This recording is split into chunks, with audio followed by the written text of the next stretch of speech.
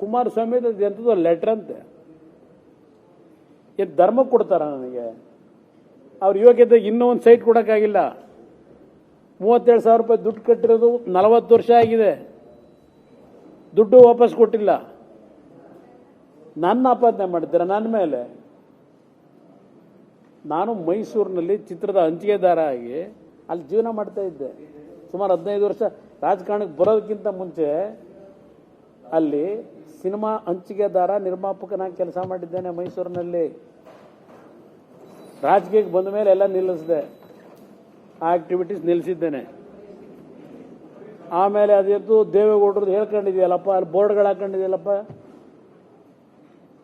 ಆ ಬೋರ್ಡ್ ಅಲ್ಲಿ ಯಾಕೆ ಹಾಕೊಂಡಿದ್ರಿ? ನಿಮ್ಮ ಎಮ್ ಎಲ್ ಎಗಳನ್ನೆಲ್ಲ ಕರ್ಕೊಂಡು ಹೋಗಿದ್ರಲ್ಲ ಮಂತ್ರಿಗಳನ್ನ, ಎಲ್ಲರಿಗೂ ಒಂದು ಎಗಲಿ ಕಟ್ಕೊಂಡ್ಬಿಟ್ರಪ್ಪ ಅತ್ಲಾಗಿ ಹಾಕೊಂಡ್ಬಿಟ್ಟು ದೇವೇಗೌಡರು ಕುಟುಂಬದ್ದು ನೋಡ್ರಪ್ಪ ಇದು ಅಂತೇಳಿ ನಿಮ್ಮ ಎಲ್ಲ ಎಮ್ ಎಲ್ ಎಗಳು ನಿಮ್ಮ ಕಾರ್ಯಕರ್ತರಿಗೆ ಜೋಳಿಗೆ ಹಾಕಳಿ.